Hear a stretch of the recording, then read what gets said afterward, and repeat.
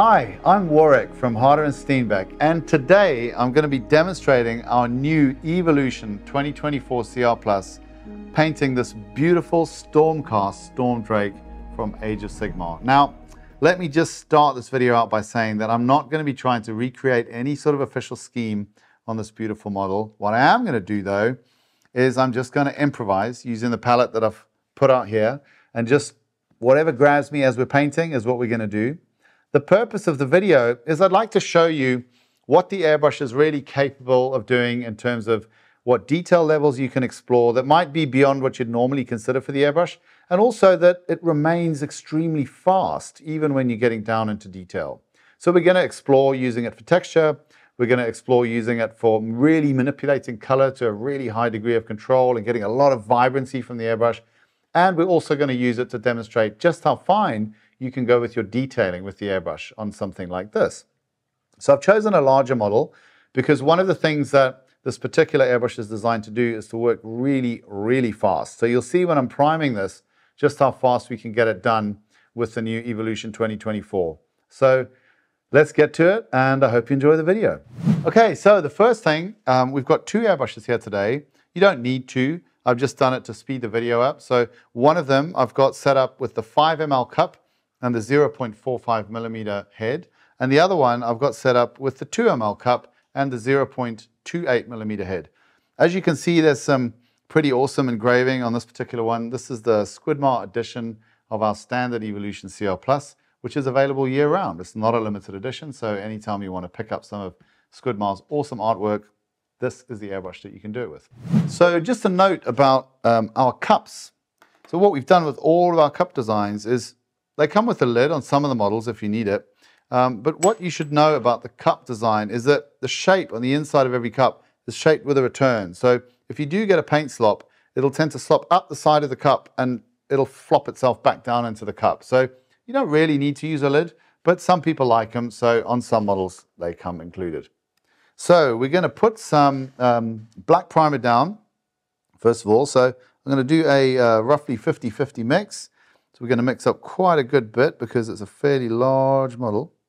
So one of the things that's pretty nice about the Evolution is I can do this super simple method of thinner in first, then the paint, then I pinch this front end closed, and if I get that at a shot, just gently pull back on the trigger and look. That mixes up in the cup, and it's perfectly mixed just like that. And so then we are ready to prime. Okay, so about a hand's width away, and let's just get it laying down. So what you always want to look for whenever you're priming is you want to look for a nice satin finish. You don't want to get it looking too glossy, because when it's too glossy, you run the risk of having the paint start to go mobile on the surface, and then ultimately you can get runs and things like that, and you just don't want that at all. So you just want to get it looking fairly satin-like, not super wet, and that'll be just perfect. Also, I do think that I often hear people not wanting to over-thin the primer because they focus on coverage, and I tend to look at it quite differently to that. My focus when I'm putting on a primer is I just want to make sure that I prime that surface nicely, so I've got a good base for the colors that are going to follow. But what I don't want to do is I really do not want to fill any of the surface detail in, because, you know, what are you paying for when you buy these beautiful models? You're paying for the molding. You know, so why would you want to paint it in such a way that you compromise that molding? You definitely don't want to do that. You want to not lose any surface detail whatsoever. And that's one of the great strengths of the airbrush. So do not over apply on your primer. Just remember, all you're looking to do with the primer is you're just looking to condition the surface for what is to follow. That's all you're trying to do. So think of it like surface conditioning more so than you know, putting a big old fat coat of paint down on there. You don't even really need to reach full opacity with the primer. You just want to get it on there to condition that surface for the paint colors that are going to follow. Now, on the Ultra, we've obviously talked a lot about that control collar in the middle of the airbrush, which is there to help you control how much color you put down onto the piece that you're painting. And what we've decided to do here at Harder and Steenbeck is all of our airbrushes now have this concept delivered in one way or another. So with the Ultra, we deliver it with the collar in the middle, and it's got 5 settings only. And then what we've done with as you go up in the range, we've delivered the same concept in different ways that we think are appropriate for the stage that we envisage each airbrusher to be at. So we believe that people who buy in the Ultra are beginners just starting out. That's why we've got that 5-step system, just to give it a nice, simple, not too much information. You get your basing, you get your priming, you get your 3 steps of highlight. And what we've done on the Evolution is we've made it infinitely adjustable. It's at the back and it's on a thread. So for example, for priming, if you want an equivalent kind of setup, you screw it all the way in until it stops. It's on a triple start thread, so it moves very quickly. You don't have to give it a lot of turns. Around about a half a turn out is a great setting for priming. So if we now just go about a hand's width away again, same as with the Ultra, and we're just going to pull this all the way back to stop on about a half a turn out, that is a great setting for laying down a primer. So if you still want a little bit of support from the airbrush, when you make the move up to an Evolution from an Ultra, that will be your priming setting.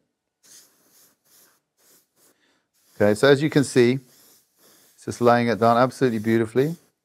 Also, what you might be noticing is that we are having 0 issues with any kind of clogging or paint not moving freely. And that's a result of 2 things.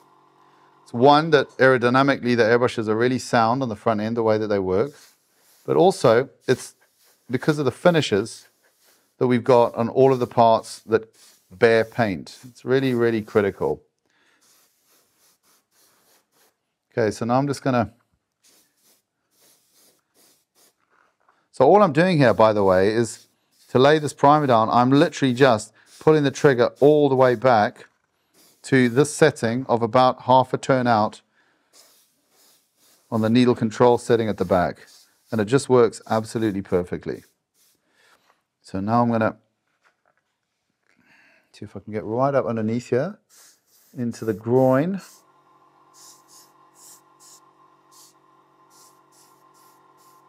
Need to make sure I get nice and dark into all that beautiful detail. I love painting dragons. Oh God, I love it. I absolutely love it. Just gorgeous. Okay, so that, I could have done that a lot quicker, but I didn't because I'm talking to you guys. So that's that's that done. Now what we're going to do is we're going to run some airbrush cleaner through there just to prepare us for the next base that we're going to lay down. So what I like to do before I put the cleaner in is I get these little squares that I keep prepared at the side, and I just give that a bit of a wipe out just to get the majority of the excess color out of the color pot. So just kind of go around in there. That gets the most part of that out. Chuck a bit of cleaner in there. A little quick bubble back, just to move what's in there out. And then we go into our spray out pot, which is a really key part of keeping your workspace, and we back off the setting, of course, keeping your workspace nice and, good to breathe, let's say. So one of the features on this new Evolution that I really like, and it was a really important feature to have, is how fast it will paint on a full trigger. So if I can get you to look at this detail on the rear of the X center here, I think you can pick it up on the camera. It's got these small extra pieces machined out the side of it. And what they do is when I pull the trigger back, it goes back really, really far, and you get a massive extra travel on the needle. And what that means is when you're looking to run cleaner through the airbrush, okay, it will run a full cut through in an absolute blink of an eye, because the spray rate is so massively fast on a full trigger. And that's really important. Things like that, little details like that, when you want to make your painting process all about the painting and not about all these other things that you've got to do with the airbrush to keep it running sweet, those details do make a difference. So that is now completely cleaned. So for example, just to prove that, if we're looking at this from an airbrushing perspective, If I pull this end piece off and pull that needle out, now we can see, okay, there's just the slightest trace of color left on it, almost nothing. So these clean through super, super nice. What we've done is we've increased the internal paintways. We don't only drill them, they're also turned, so the surface finish inside the airbrush is really great, and the cleanup therefore is much better. So, going on to the next step, what we're going to do is we're going to stick with the simple system of putting down a primer. Then we're going to go in with some white and establish some highlights on the model, try and pick up some of that surface detail and prepare that for the colors that we're going to lay down later. So I'm going to come back in, I'm going to stay on the 0.45, and I'm going to come back in with some dead white. So again, I'm going to mix up quite a good bit. So put some airbrush thinner in there, reasonable amount of it. Give that white a bit of a shake.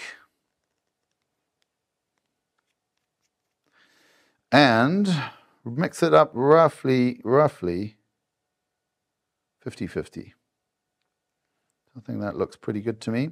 I always tend to go on the thin side of the paint mix. Okay, so I've got my color and the thinner in the pot there, and I'm just going to mix it with a bubble back. Okay, so that's perfectly mixed now. You do that by pinching the front and just a little bit of pullback on the trigger. So now let's take a look at our model and see what we really want to do here with the color. So let's get the white moving. Now, for doing highlighting, again, if we want to establish a way of using the trigger that's a setting like the Ultra, I'm going to say you want to use that in about 1/4 of a turn, okay? And that will give us nice emission of white, but not too much. So I think what we want to do is, I'm imagining that he's just caused a bit of havoc over here, and he's now flying away from that. So I'm going to say there's a lot more light here than on the other side. So we're going to establish that from here. So just going to hit him with a zenithal highlight from this side.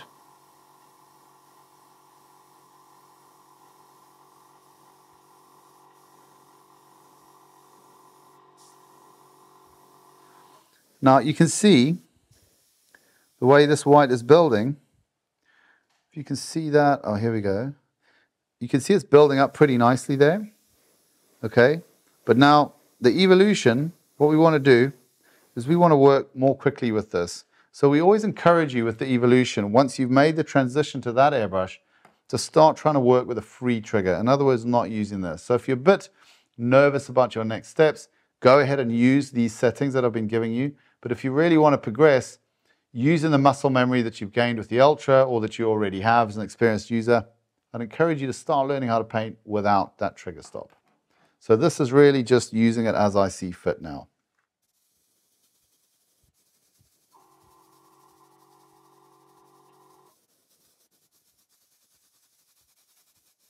Okay, so I'm kind of interested in getting a little bit more color on the front edges of the wing. So I'm just going to pre-highlight that a little bit here. And I want to have them fading to something a little darker at the back. So I'm not going to have quite as much white present on that part of the model. And then I do want to put some pretty strong color on these little claws on the trailing edge of the wing. So I'm just going to make sure that they get a little bit more white. So all of this, so this is, I guess you could say, this is somewhat of a detailed application here. You can see that the 0.45 handles this very, very nicely indeed. So one of the tricks with the airbrush is always keep an eye on that needle tip. If you see a bit of color drying on it, and this is one of the big advantages of the Evo, you can just pinch it off. If you don't want to risk pinching it off, you can just pick up a brush and just get in there, give it a bit of a twizzle, clean that needle tip up. As long as you always make sure that you keep your needle tip clean, you will never experience tip dry. Because you'll never experience clogging, because every clog always begins with paint drying on the tip of the needle. So if you keep that away, then you won't experience clogging. Okay, so we're just strengthening up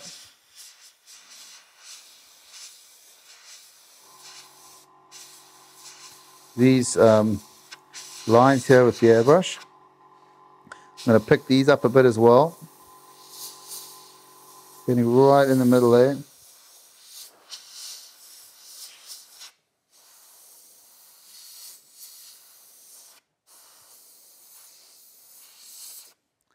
Okay, now I'm going to hit a little bit more white on these claws, just to really make them pop.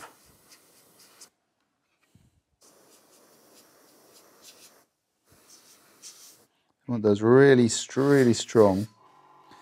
Okay, I'm going to come back here and just strengthen this a little bit around the saddle, because I want to actually kind of interested in making all of the man-made things on the dragon dull, and all of the dragon things on the dragon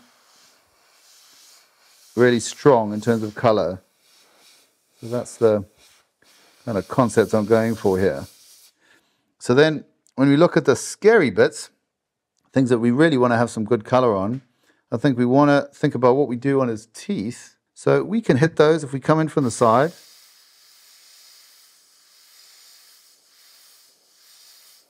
We can strengthen the white highlight on those really easily, just by spraying in across. And we're going to get that really, really well. And then again, looking at the hands here, this little bits of fur, we want to get a bit more onto that. Okay, then we want to pick up his claws again.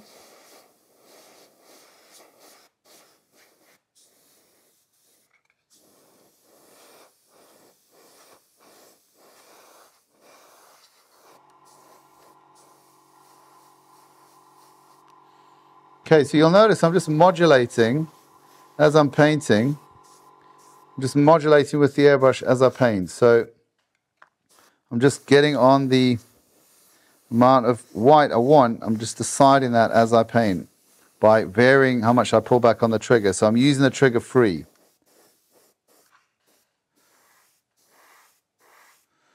Okay, so now we're going to get on the other side, and we're not going to put quite as much color down here, as much white, but we're still going to give it a bit, because we want to be able to build up some vibrancy on this side nonetheless.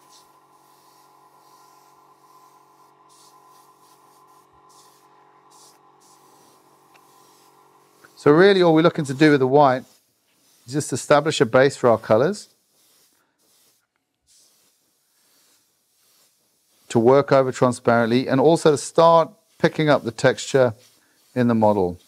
Okay, so you don't want to be hitting it from every angle, because then the white just goes in absolutely everywhere. And you kind of lose that darkness in the recesses. I do like a pretty dramatic lighting, so I always like to leave it fairly dark.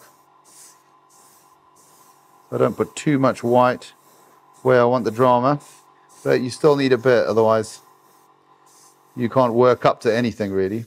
Here we got our trailing edge claws again. We just want to make them a little stronger.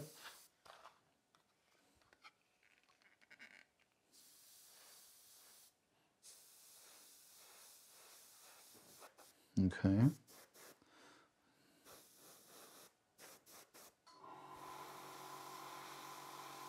Just pick them up on the back feet there.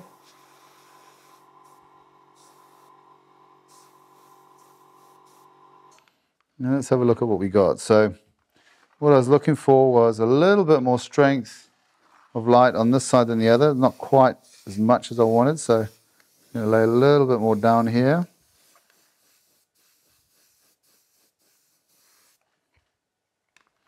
What are we doing on the other side of the head? A little bit more there, but not too much.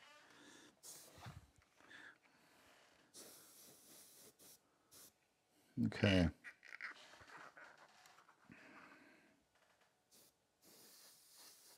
Okay, so I'm pretty happy with that. The last thing I'm going to do is I just want to put a little bit of extra white on the eye, because we're going to want to put something fairly bright in there, because after all, he is in fact a dragon. So we're going to do this with the 0.45, because it's totally doable. So we come in real close when we come to put the final colors on. So you can come up really, really close with the airbrush. You can see the needle tip really clearly. So it's actually pretty easy to get in there and aim it perfectly at this very small space. Okay, so I'm happy with that. There's a bit of a glow up.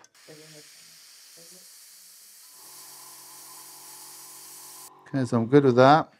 Now I want to pick up sides of the teeth here.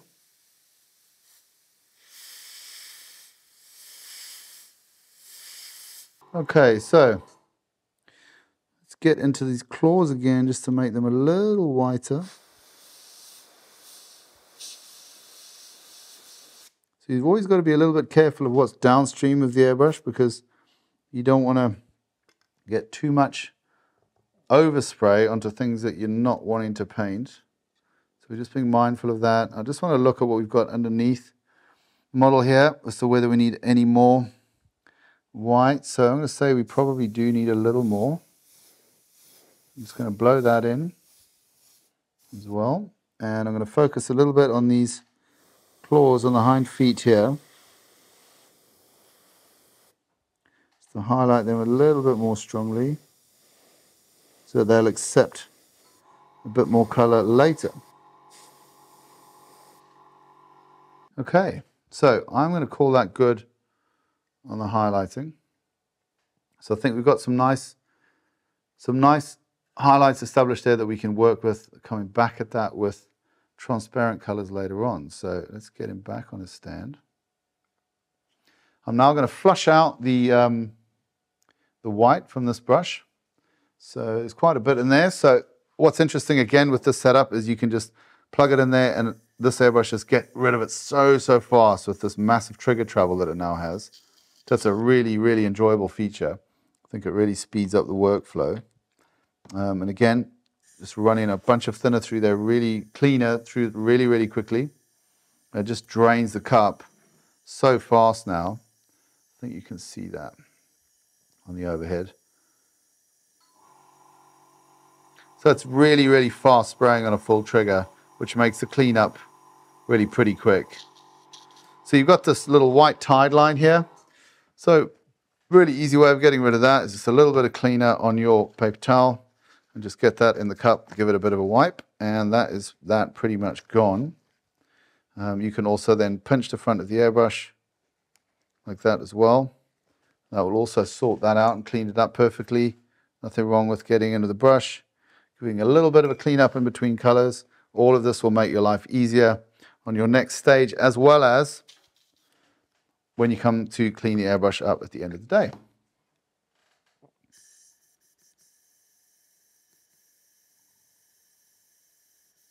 Okay, so that is absolutely ready for the next color.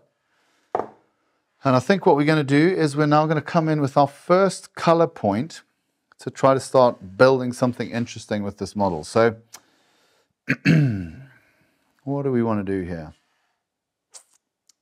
So I'm interested in making this as pretty much as colorful as I can possibly get it. So I'm going to start with the underside, and underside I'm going to be a little bit more conservative than I'm going to be on the top. So I think on the underside I do want to have a little bit of a flesh color under there. So I'm going to start out by just putting a general color on underneath the wings, and they've got this lovely relief on them. So I'm going to try to shoot at that from an angle which is going to pick that up. So the relief is this way on the underside of the wing.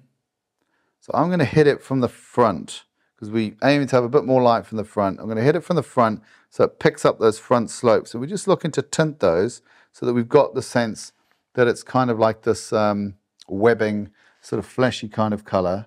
And I'm going to start out with a little bit of desert yellow. So let's get some thinner in there. Just a little bit, we don't need much at all, just a few drops.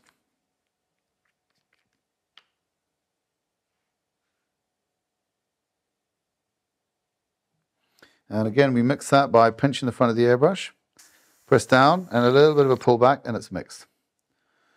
So I'm going to take the model off the stand, and I'm just going to hit it from the front, just like this.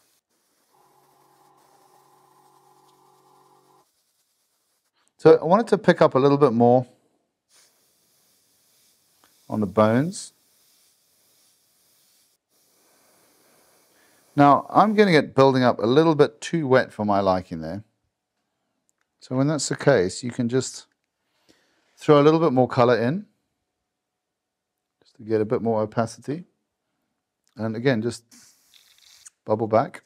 and then we'll have a little bit more opaque performance when we get back in there.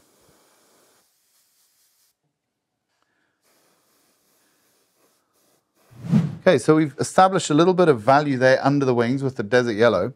So I'm now going to flush that out and run a little bit of cleaner through there. I always do run a little bit of cleaner through just to make sure that I'm kind of keeping my, any color that might be drying anywhere in the brush under control. So I do it pretty much on every color change that I ever make. I just think it's a good practice, and I always pump the trigger like this when I'm doing a clean because it helps to clean the full length of the needle. Okay, so that's pretty much well done now. And I want to come back now with this elf skin tone. And what we're going to do with that is, again, just manage that tint a little bit more and start developing a kind of a skin tone underneath the wing.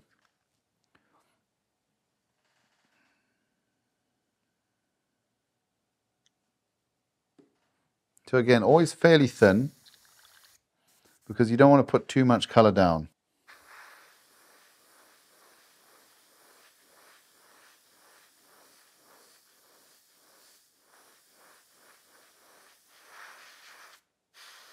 So now I'm wanting to keep it a little bit more in the center part of the web.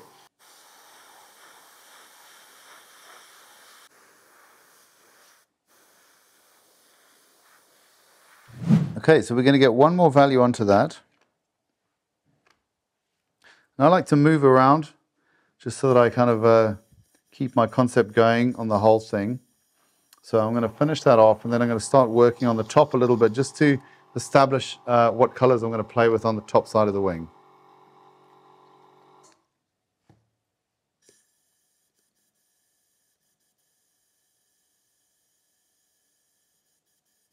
So again, good flush, keep pumping the trigger, keep that needle moving so that you clean in the full length of it.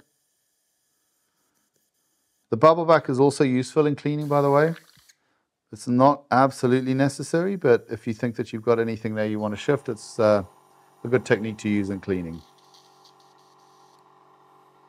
Okay, so now we're going to move over to something quite a good bit darker. We're going to get into the dark flesh tone.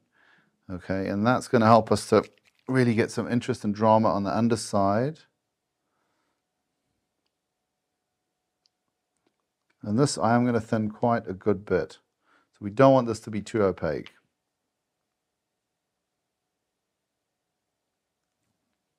So again, just a bubble back mix. Super fast, done. Make sure you don't have any on your fingers before you pick your model up. And we're sticking to this shooting in from the front again. Let's have a look at what we've got there. Beautiful.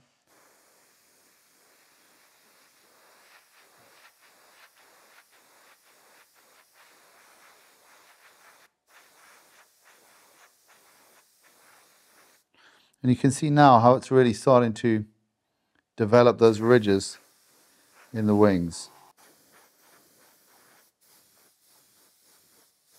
Okay, that's now looking quite dramatic under there, I'd say. And this is now almost using this darker color, almost like a kind of contrast paint. I've got it so thin, and I'm hitting it at angles, and it's establishing itself based on the relief of the model, which is similar to what you tend to do with a contrast paint. So if we look under here now, I think there's some real drama, and we can make it even more so with how the light is interacting with what we've put down there.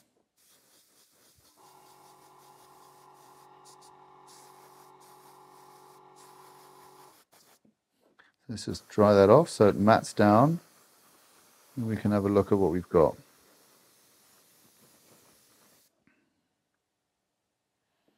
Okay, so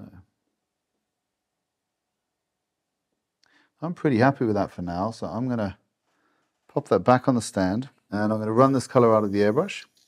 We're going to stick with the 0.45 for a little bit longer.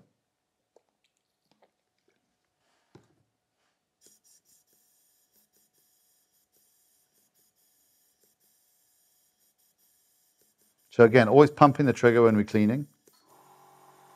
And this airbrush just evacuates that cup so fast. Okay, so I've kind of debated this with myself now in my head, and I've looking at the palette I've got laid out. I'm quite interested in bringing a kind of like a base yellow color into the dragon, and then playing with it with some tones of reds, purples, and blues, which I think are going to give me some really interesting tertiaries in the lower sections, and hopefully give us a really vibrant looking animal. So I'm going to lay down the first one, which is going to be a yellow. I don't want this one to be too transparent. So I'm going to mix it up sort of fairly close to 1:1, I think. And I've chosen for that gold yellow, which is super vibrant. And I think it's going to look really great on this. So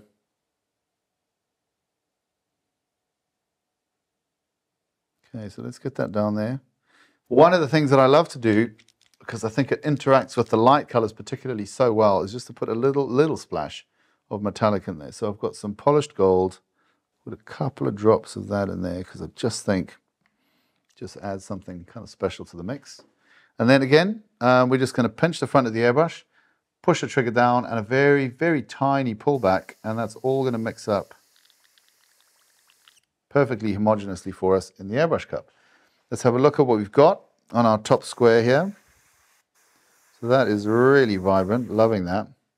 So all I'm looking to do is I'm remembering what my light source was, which is sort of here-ish, and I'm just looking to dust the model with that and just try to look and watch how this color develops and see if I like it. So I'm going to start up here.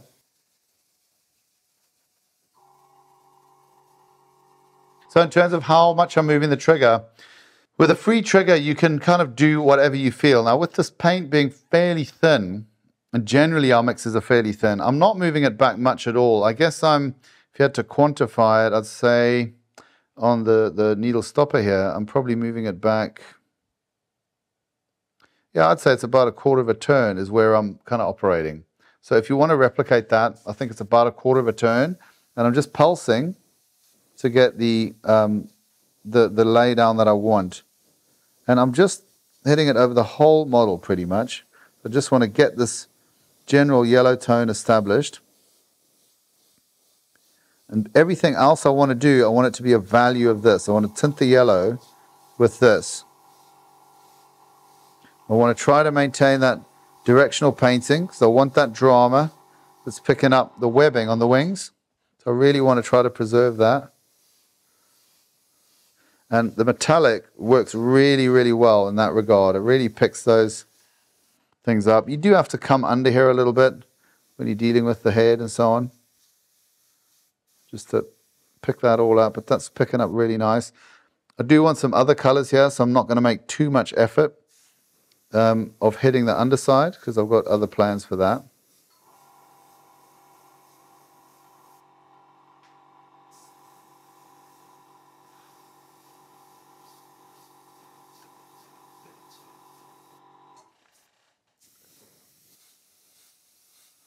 So you see, I'm trying to use it really directionally, just to pick up those contours there. And once I've established that, then I can come back around and kind of fill it in somewhat. So not quite so much on this side, because this is our off side.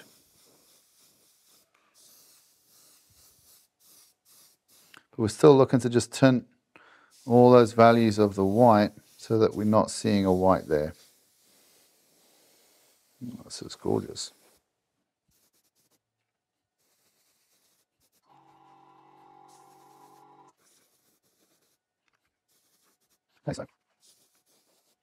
That's about as much as we want to work with the yellow, I'd say. And so what we've got now is this is really a base that we've put down. And you can see, if we bring the model here, that it's really working really nicely with all of the contours on the model. We've got a little bit of a light source established, which is kind of coming from about here. And I think now we've got something really to work with. The contours are starting to reveal themselves. we're starting to get something that's really interesting in terms of the texture, and we're going to move on to the next colors. So now we got a yellow base pretty much down. We got our basic highlight scheme down.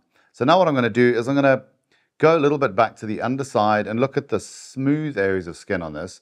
And the idea that I've got for this dragon, whether or not it works, we're going to find out later, of course, is I thought it might be fun if we give a fleshy kind of look on the underside of the wings, on the smooth skin, on the belly and the base of the tail. And then also on the man-made things, we're going to do those in pretty boring colors, like leathery colors and things like that. And the idea is that all of the magical colors and the eye-catching things we're going to do on the scales and the top side of the dragon. So we're just kind of paying tribute to the fact that he is, in fact, the magical mystery beast. So what we're going to do now is we're going to put in a little bit of dark flesh tone, and we're just going to use that to start working up the underside of the dragon generally. And let's just see how that goes. So as ever, the base kind of thinning schedule that I tend to use if I'm not 100% sure of what I'm going for, just like a basic thinning schedule, I always pretty much go 1-to-1. I don't think you cause, particularly when you're doing general areas, you're not going into very, very fine detail, I don't think you cause any issues if you work your paint up a little bit thinner rather than thicker, because you just want to make sure that you get good flow and you don't have any kind of problems with tip drying and so on, and having the paint a little bit thinner than thicker always helps with that. So I've dropped the thinner in first, dropped the paint in on top of that. With the Evo, with this fine line cap, you just pinch the front, push down on the trigger and give it a very small pull back. And we're going to mix it in the cup. So perfect mix right there. That's all nicely done. So let's get the stand out of the way. And we're going to work mainly on the underside. So when we're painting this, you can use the property of the airbrush that it's a directional spray. We don't really want to get it on here. And so we're just going to make sure that we mask that by turning it away so that the direction of the spray doesn't see that when we're doing it. And that's one of the sort of fairly important things that you can do really easily with the airbrush. So I've got that turned away, and I'm just going to start working on this skin underneath here.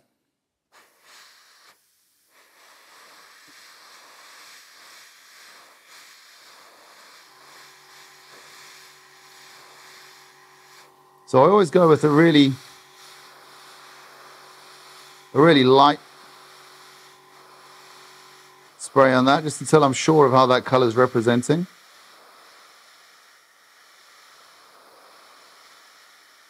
So you can see I've just done this section here, and you can see that's got a really different tone to it now. I've actually decided that that is a little bit darker than I want to be at this stage. So I think what we're going to do is we're going to do something that's pretty easy to do with the airbrush when you're using this front end, and that is we're just going to tint it a little bit differently in the cup. So I'm just dropping a bit of desert yellow in there, just a little bit, because I just want a lighter tone on that than what I'm seeing at the moment. It's a little bit too dark. So again, we just mix that up with a bubble back, and we've got our new color. In terms of what trigger setting we're going to use, so again, if you're going to use a screw on this, the way that you use this one is you go all the way in till you feel the stop. And I think on this one, we're probably going to be okay if we're working on about 1/4 of a turn. General rule, when you've got a 1/4 turn setting, you're going to be approximately 2 finger widths away from the subject. Okay, and that should work really, really well. So let's see how that's going for us. Let's test the color. So when you've remixed the color, you want to spray through a little bit just to get it moving, so you realize the new color, and that is quite a good bit lighter, so I'm happy with that. Okay, so we're just working our way along this part of the tail, building that tone on there. And this is a real nice setting. We've got the airbrush on here. Now, for this part of the tail, we're going to turn it all the way around and apply the same principle that we use the model itself to mask the other side, okay? So I'm still using that same trigger setting. Approximately 2 fingers distance away. And we're just looking to get this kind of brownish, dark skin tone down. Got to use a little bit more angle in to get in there under the foot so we can get a little closer.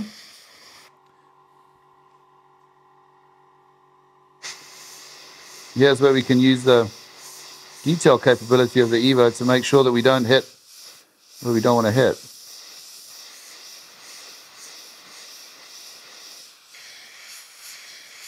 So what's really interesting about this is we kind of understand the simplicity of airbrushing when we give the discipline of, or from my standpoint, when I'm giving myself the discipline of trying to communicate settings to you. And what I'm noticing while I'm spraying this is on that one setting I'm using for all of this, I'm just pulling the trigger back to the stop. So I've got it a quarter of a turn open at the back, and I'm varying a couple of things. I'm varying how fast I'm moving. So if I'm doing an area where I want to put a little bit of paint, a smaller amount of paint, I just move slightly faster, so I'm spending less time over the area. And when I want a little bit of a wider spread, I move a little bit slower, and I'm a little bit further away. And I'm able to do it just with this one trigger setting. So if you're at the stage in your airbrushing where the trigger is still a challenge, do use this setting system and learn how to vary those other parameters, how quickly you move over the surface, how far away you are. So the further away you are, the more the spray cone can spread, the closer you are, the less. When you're closer, the paint deposition is higher, so you move a little bit faster for the same trigger setting. So these are things that you can really exploit with the Ultra, with the Evolution, actually also with the Infinity, to support your muscle memory learning on the trigger whilst using the other two variables. And it's a really good discipline to do, because I think having a good appreciation of how to manipulate distance and how to manipulate speed just improves your airbrushing in general anyway when you start painting with a free trigger. So I'm going to go over to a free trigger now.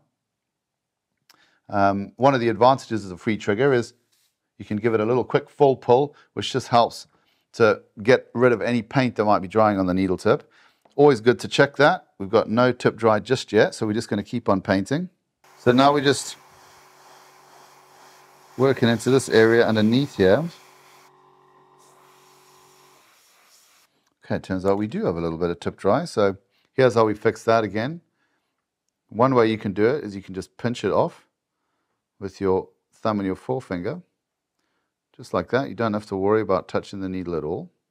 I'd encourage you not to use your fingernails at all.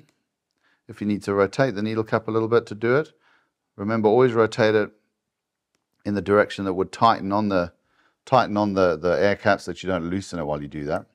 And that's all pretty much clean now. Give it a quick pull to make sure it is. And let's get back in on this underside.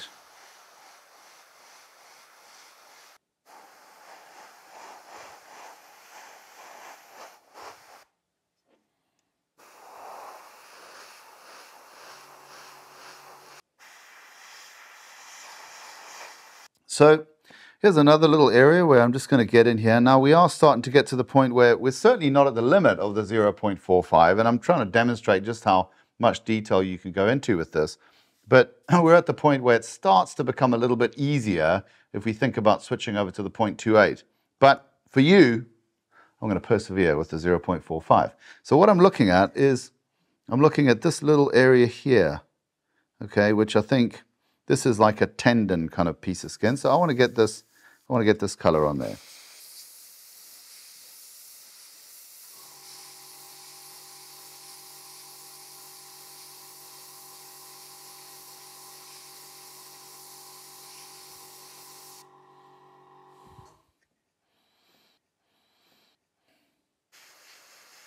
So you see we've run in there, that little bit there. That's worked out pretty nice. Okay, we're just going to shoot up under the gullet here as well. It's real hard to get to because it's quite poorly lit anyway, but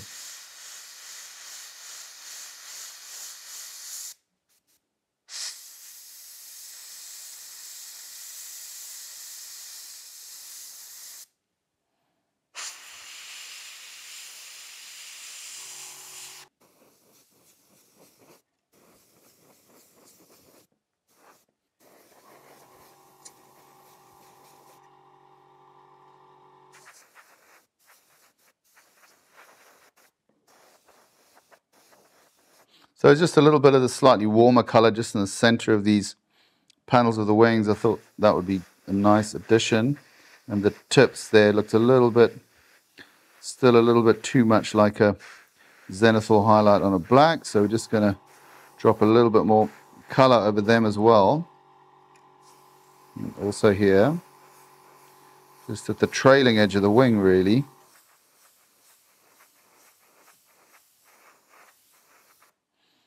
Okay, so I think pretty happy with the underside of the wing. Here's the underside of the tail. So that's all flashed off now, so we can see our true color there. So I think that's working pretty well.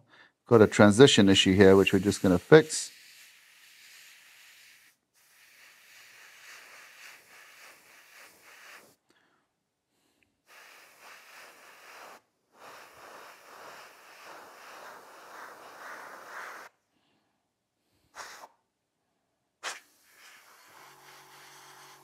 Okay. All right, so that's good. I'm happy with that for now. So let's put him back on the stand, and then we'll start thinking about what we're going to do on the top. So really what we're doing with the airbrush, as always, is we're trying to work with color and get the most amount of vibrancy into the color and the most amount of interest into the fades and the build-up and the transparency of what we're doing. So when we've got pretty much a yellow and a shadow dark base on the top side, there's two ways that we're going to play around with that. The first one is what happens when we go over the dark base. Okay, now I've always been a fan of throwing a little bit of metallic over a dark base, because just a very, very tiny amount, because I think it just gives this kind of very cool, like a little bit of a, what's the word I'm looking for? Yeah, a little bit of a frosted kind of look, something a little bit magical, a little bit ethereal, and that's kind of what we're going for with this dragon. What I do now on the cleaning, by the way, a couple of full pulls to get the cleaner running through, pull it out, and then a little bit of a bubble back, just to agitate everything in there, make sure that we're getting all of that color out. This new trigger system on the Evo, you can pull it so far back and it just dumps that cup super, super fast. I know I keep saying it, but I'm really pleased with the way that it turned out.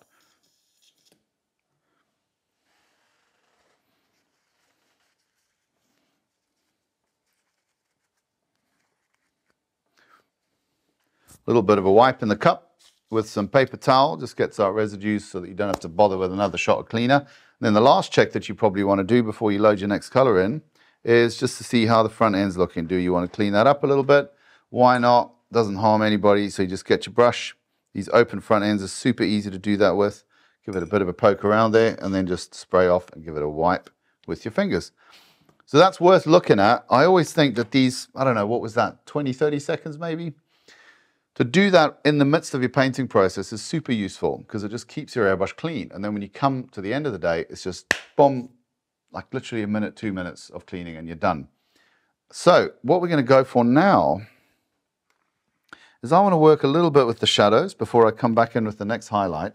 So I'm actually going to put in this color here called Hexed Lichen, and I want to give it a little bit more of a purple tinge, so I'm going to drop some of that in there with it.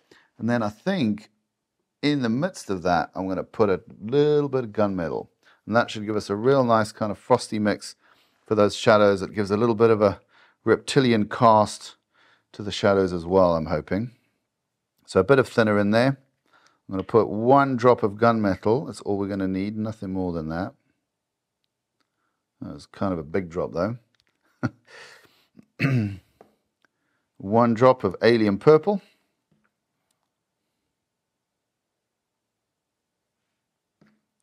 And then I think we want to make sure that's a fairly dark mix, so I'm going to put 3 or 4 drops of this Hexed Lichen in here.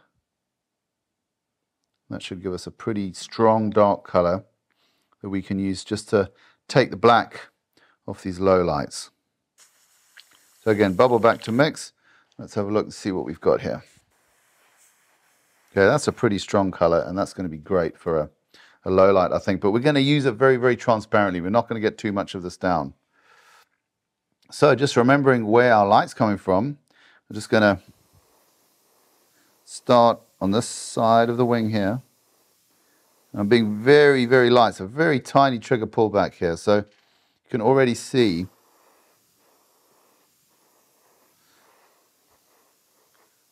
and also, if you look at what we've done previously, we were hitting the lighter colors from this angle, so we're picking up these ripples in the wing webbing.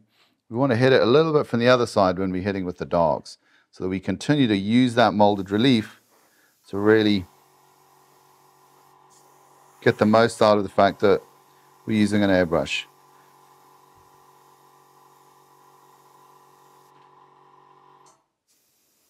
And all we're looking to do with this is we're just looking to take away from the fact that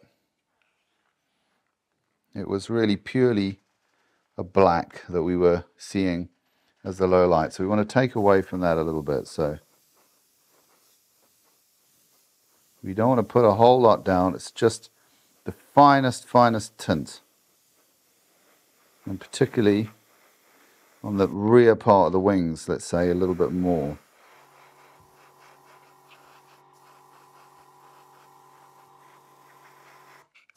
Okay, so if we now compare those two wings, I think we've got quite a different look on the one than the other, which is obviously what we're hoping for. Okay, so we're going to come and hit the same on the other side.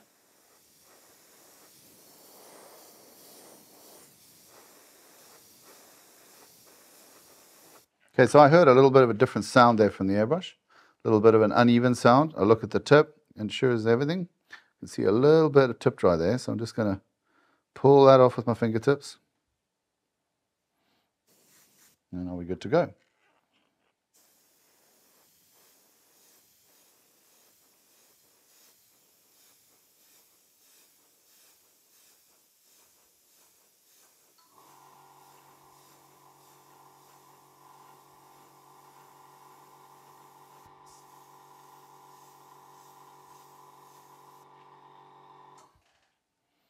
Okay, well, that's starting to come up pretty nice. So I think I need a little bit more on this wing just to match that up. I'm really enjoying that development now.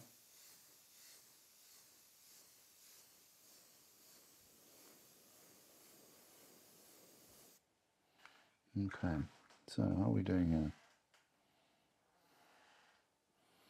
here? Okay, I'm liking that. I think that looks pretty cool. So I think we can use this purple a little bit more, so bring it into the other parts of the body. So what I'm going to do is I'm going to stay with this head, check that needle tip, it looks good, and I'm going to bring it a little bit more onto this trailing edge here and try and take it down to where the scales meet the underside. So I think we can do that pretty well with this 0.45.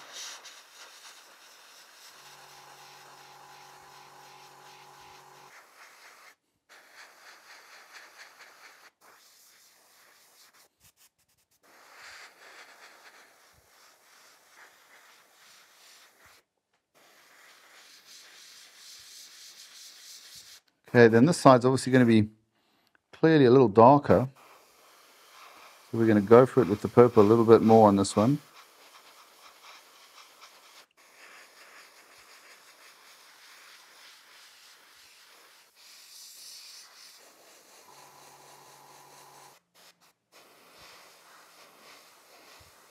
So here we've got these little bits of relief here.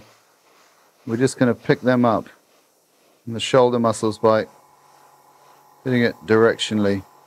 We just want to pick that up. See how we picked it up in the hands there? Just with that directional spray. So we're going to try and do that all the way along the back of the arm, the wing.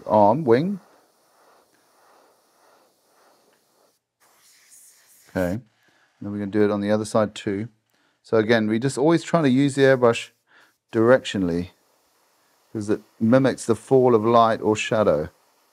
So when you're working on a model, I always think that if you don't work in that way, you're really missing out on something significant in terms of how the airbrush can mimic light.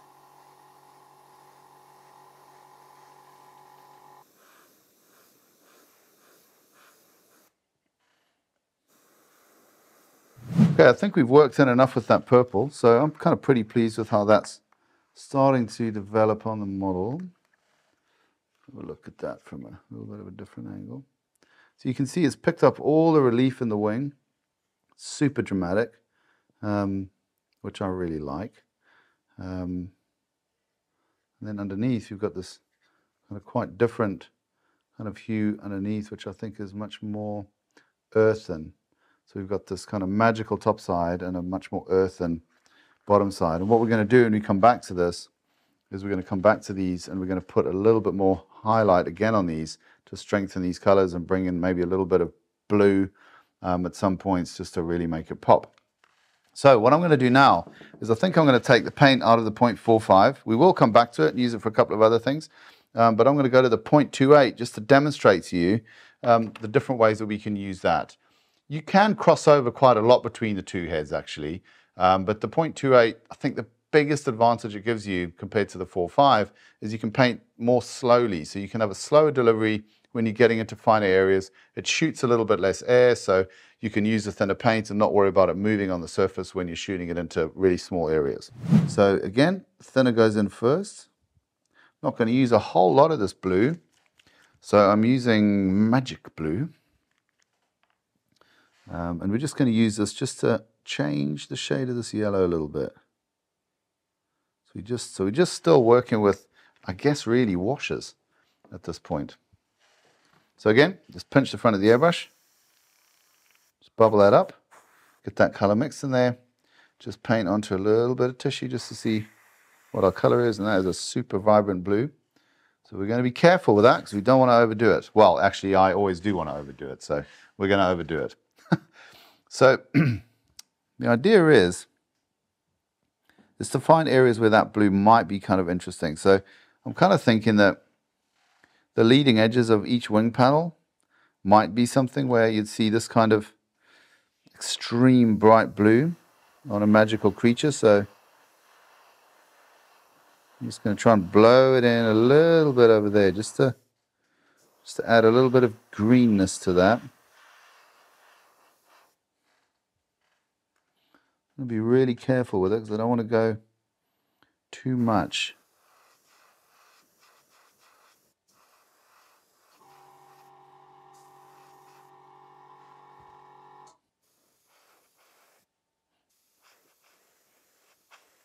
Now we don't have to worry so much now about this direction for light or shadow because we're looking to get this hue over pretty much everything. I'm just kind of putting it in until I'm happy that I'm getting a little bit of a tint onto that yellow.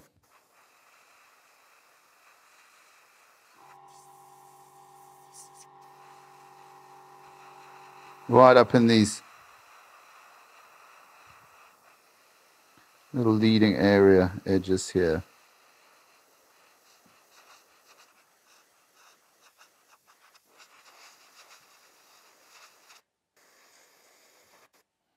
That's a pretty, I think that's a pretty magical looking wing so far. A little bit more up there. Okay, so this will always start to really pop when we start defining these bones down the wing, and obviously we are going to do that with a brush. So let's get onto the other wing and do the same thing there. But we don't want too much brightness here because obviously here we're in the shadow a little bit more. I'm just going to be a little bit more judicious with it here.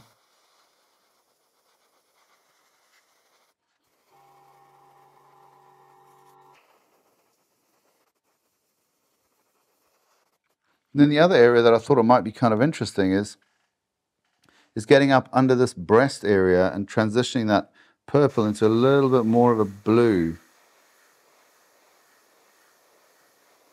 We're going to get it up into these areas of the shoulder here.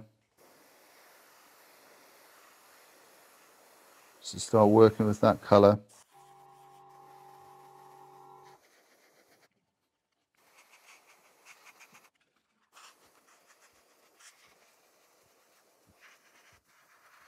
We just want to get that forearm looking slightly more greenish.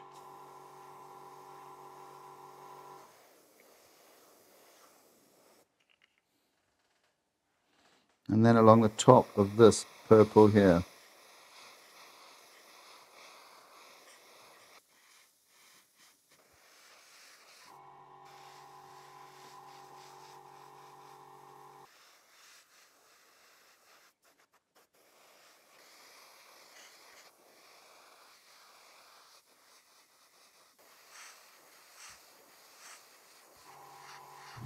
Okay, so, we've mixed up some goblin green, and we're going to go into that for all of the ends of the limbs. So again, we're just transitioning that yellow base into something that's a little bit darker for the end. And what we're trying to do is make, I guess, kind of a little bit of a rainbow dragon, I guess, is what we're doing. But the reason why I'm doing it this way is really because I want to show just how you can use colors to tint other colors, how you can do really seamless blends, but then also that you can use the molded relief on the model to get the color to interact with that in different ways and catch certain angles and kind of do your work for you, really. So let's start out with these front legs, and I think we're going to hit it from here, because what we don't want to do is we don't want to hit every part of the scale the same.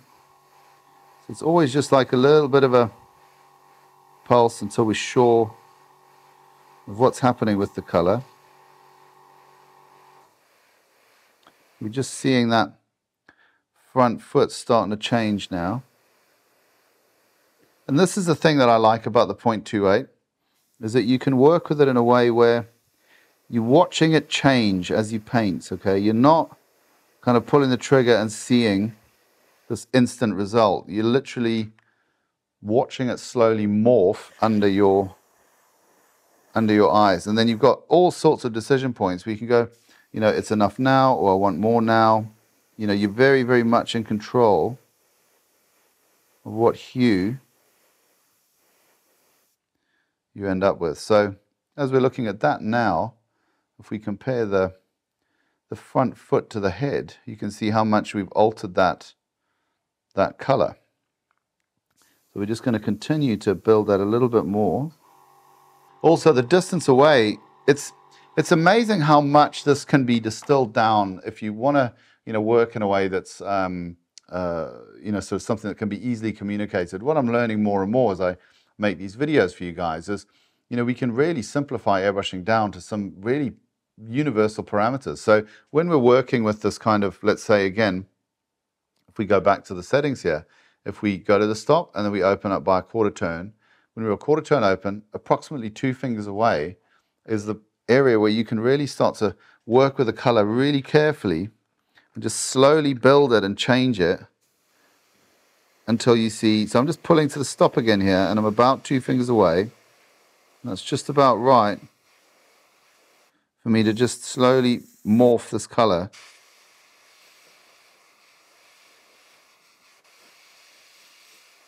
into something else. So I really kind of like that. I think that's working really well. So I'm going to stick with the screen for a few more things.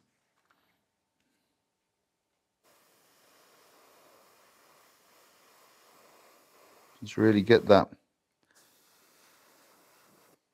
front leg changed. And I'm actually thinking that really liking the way this green is developing here. So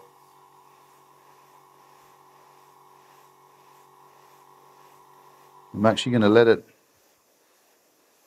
a little bit come into this blue, because I feel like the blue is a little bit too aggressive. So I'm just going to flatten that down slightly by a little bit of a green shade over where I think I went a bit too heavy on the blue. Yeah, so I'm kind of liking that. So now I'm going to bring this onto the forearm. Okay, so we want to introduce that green onto there. So again, we're about 2 fingers away while we're doing this, and we're just tinting that forearm with the green. Okay, so you can see we've got that on there really nice. So that's now a really different shade to what we've got on the head, and I think that is quite dragonish. So I'm pretty pleased with that. We'll come to the underside in a minute. So now let's get onto this forearm. So we've got a little bit of more of a purple lowlight there, so we don't want to argue with that too much. But we do need to introduce that green. So this is what we're doing now.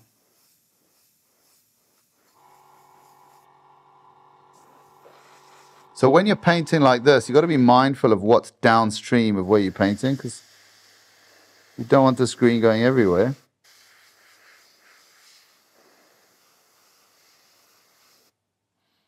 So we've got to be mindful of that. It's going to shade up this shoulder transition here with that green a little bit like we did on the other side. Okay, I'm quite enjoying that. And I'm going to bring this green in also. I think now we're going to pick the model up in our hands. And we're going to look on the underside a little bit as to what we can do more with this green. I'm really liking the way it's developing over the yellow, so I'm going to use it quite a bit more. So I'm going to get into this area here on the neck, which I think also needs a little bit more interest. And that the green is really giving it to us. So about 2 fingers away, and I'm just pulsing that trigger. I'm just shooting it into that area here, around the neck.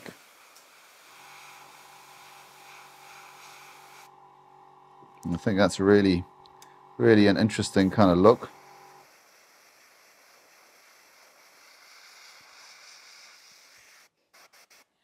I don't want to get too much near the jaw because we've got other plans for that.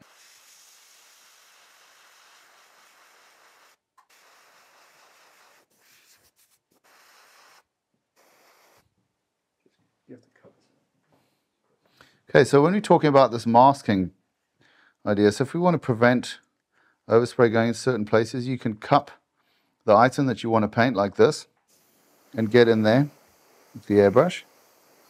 And that is as effective a mask as anything else, quite honestly.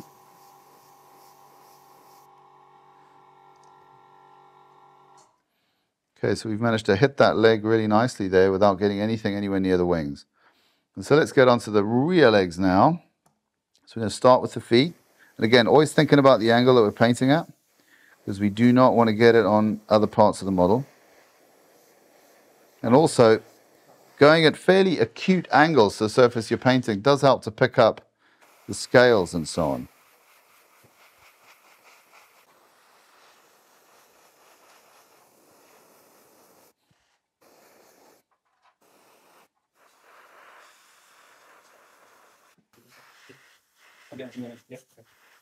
So here, there's no way of avoiding that tail. So there's a couple of things we can do here. What we could do is we could just take a piece of paper towel and just slip it in between. Okay, and this is going to make it really easy for us to work with that without having to worry about what we're going to hit downstream. So this is like using a mask, okay? And we can just hit that foot.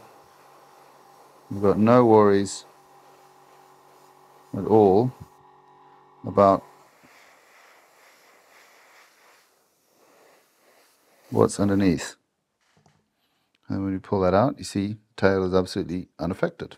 So that works pretty nice. That's a really useful technique to use on these.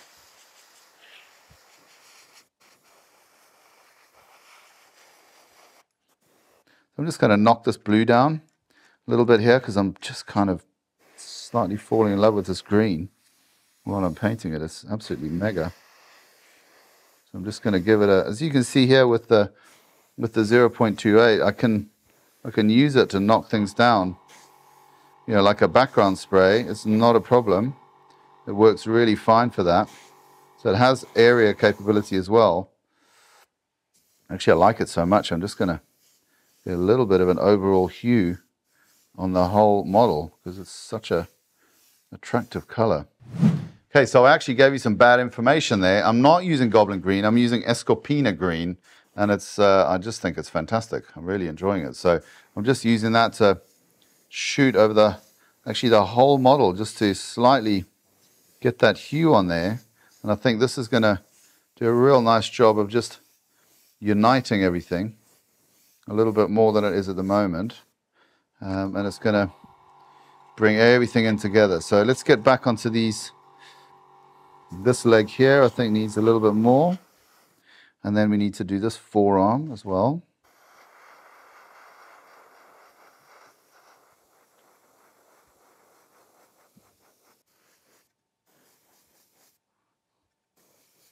Okay, so we are running a little bit out of time here in the studio, so I'm just going to try to finish this off fairly quickly. So what I'm going to do is I'm just going to bring a little bit more green into the throat area,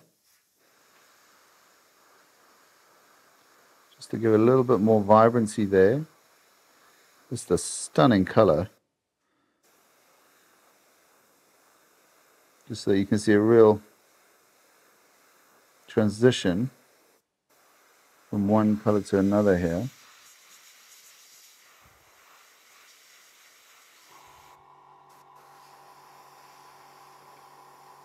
Okay, so we're going to get into a little bit of Scarlet Red here, because I was carefully looking through all the colors I've got on the table, and I realized that that's the only one I haven't used. So, so let's get that in there. And we're going to put this in not so much as a tint. Okay, we had a little bit of spillage there.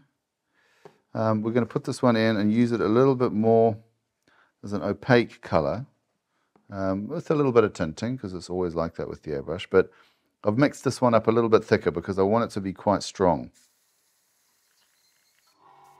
So let's see what we've got.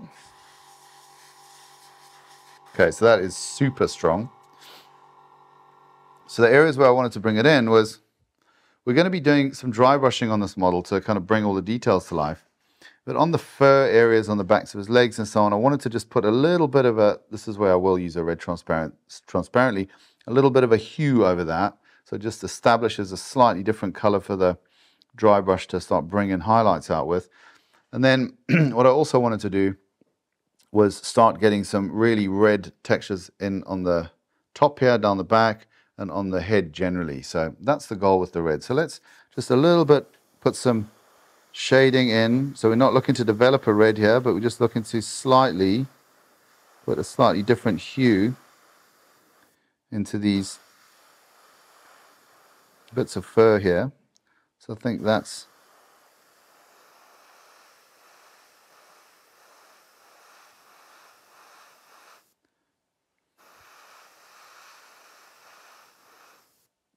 changed that enough that we've got a little bit of a different base to work with when we come back with the dry brush. So let's get to the other side of that, do the same on the reverse.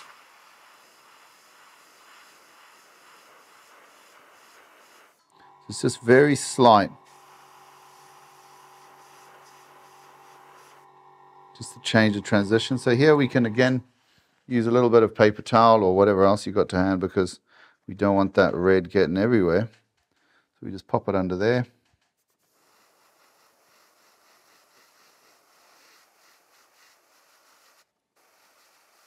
Okay, so this is very slight trigger movements. You can use, if you wanted to use some setting on the trigger, I think that would be probably an 1/8 to 1/4 of a turn on the adjuster at the back. Let's get under here, and I think we can use the mask again over here.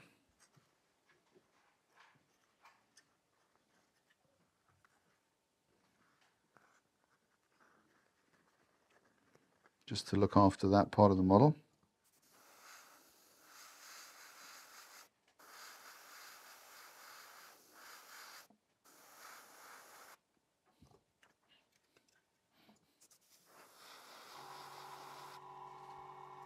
We're going to use it again down here.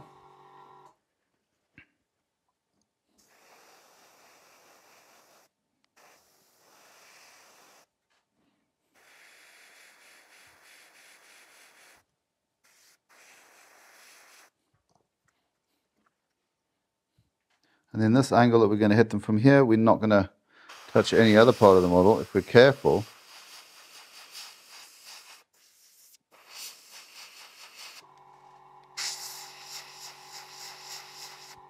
Okay, so we're in there on that, I think, sufficiently well. Coming on to the top, let's look at this spine that we want to work with. So I just want to bring some red in on that. Let's just really do a practice stroke on the hand. Okay, and we're just going to bring it along here.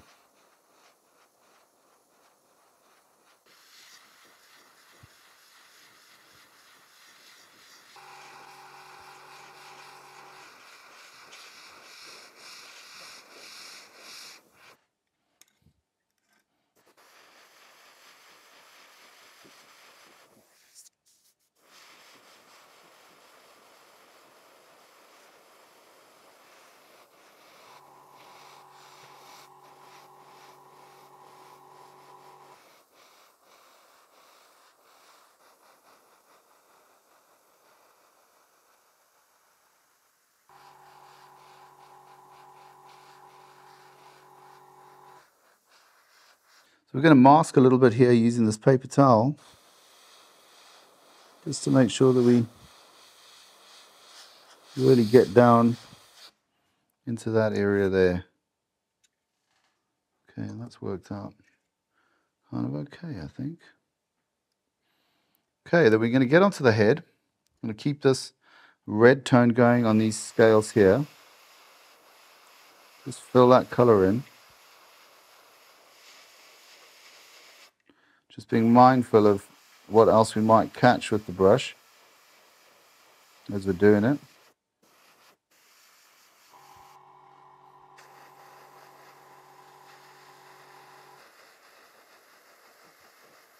Not too worried about that saddle because we're going to brush paint that. But I don't want to get too much running down onto this lower part here, so just want to be wary of that. Okay, I think that has almost developed enough.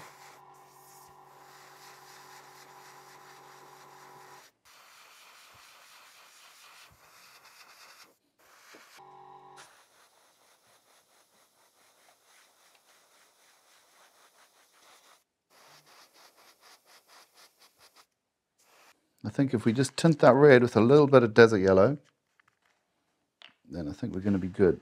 Okay, so now we've got the slightly more orange version of that red, and we're just going to go in on the top of the head with that.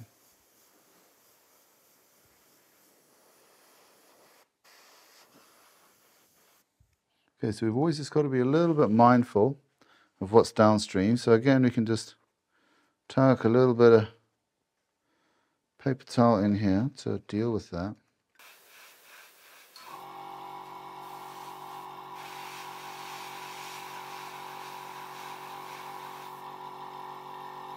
Okay, so I'm going to say that what we've got now is a smorgasbord of colors with a lot of blends. Okay, so the demonstration here really is just to show you how much blending can be done, how you can pick up lots and lots of surface texture with the airbrush, and how you can just really exploit everything on the model and do a lot with the airbrush in terms of picking that up. What I've tried to do here is to show that you can transition without masking pretty well between lots and lots of different areas. Okay, so there's a lot of color transitions on this model now. And what we're now going to do is we're going to do the breastplate with the paintbrush, do the saddle with the paintbrush. We're going to pick up some of the details with the paintbrush, and then a little bit of dry brushing, and then I think we're going to have something here that finishes up looking pretty arresting, quite vibrant, which is always what I'm looking for when I paint things. And let's see what we get once we're done with the dry brush and the brush. Okay, so we're back after having gone in with the paintbrush and the dry brush just to lend some extra definition to this model. The concept that we've gone in with this dragon is to say that the dragon is where the magic is. So we've tried to make all the man-made items not the center of attention. So what we did is we went in with the saddle and the breastplate and we imagined them as a leather. And so we've gone in with a darker brown base, highlighted with a little bit of a lighter brown, just to keep them not being the focus of the piece. Around the head, we've given it a darker brown wash just to add some more definition back into the molded detail. And of course, we've picked out with the brush the teeth and the claws and all these sorts of lovely details that we have on this fantastic model. What I'm really pleased with is the magical nature of the painting that we've done on the wings. Now, just to recap that a little bit, we really used this unique characteristic that the airbrush has of laying paint down from different directions. Now, where I got this idea from was way back in the day. I think this is about a good 20 years ago. I was painting a Ducati 748 for somebody, and I was just finishing off the wheels. It was a really, really late night. I just installed a new fan into the window of the small room where I used to do my custom paint work, and I hadn't thought to not park my car underneath this new installation. I parked my green car under this, worked late into the night painting these yellow wheels on this Ducati, came out at about 1:30 in the morning, drove home, parked up, went to sleep, came out in the morning, and as I walked to my car, the bonnet looked absolutely yellow. I realized what I'd done, but then the strange thing was as I walked around to the other side of the car, the bonnet looked green. And in that moment, I learned that when you lay paint down from a certain direction, you get this prismatic effect that you can really exploit with air spraying tools. And that's what we've done on these wings. So when you look at them, you can see as we move them that there's this lovely prismatic effect And what we did was we exacerbated that a little bit with, if you remember, we put that little bit of metallic in with the purple, and that just helps with that. And so this color almost seems to shift and change on the wings, and we've done it without using any prismatic colors. So if you remember, when we were applying the darker ones, we were coming always in from this side, and the lighter ones always in from here. And that's a really simple little piece of magic that you can only do with the airbrush. And I love it for that. On the underside, what we did was we tried to keep it very sort of earthy and flesh-like, and even still managed to create a little bit of that prismatic effect on the undersides of the wings. And you can see that we've tried to not take focus away from the dragon itself by keeping this breastplate really, really simple, with this idea that it would have been made out of leather. Coming around to the head, you can see that we've picked up these details beautifully with the washes. And again, just kept it fairly simple, just to really lend the focus to what I believe is the magical thing about dragons, which is, of course, the fact that they fly and they have wings. And so really what I've tried to do with this video is just to show you some of the things that the airbrush is uniquely good at. In my book, that's things like manipulating color to achieve really, really interesting and vibrant effects, even to the extent of making regular colors behave somewhat prismatically. I hope you've enjoyed watching. I've had a blast painting it for you, so thanks so much for watching. If you've enjoyed the content, please like, please subscribe, but above all, please comment and question. I will respond to every question that you ask us. See you on the next one.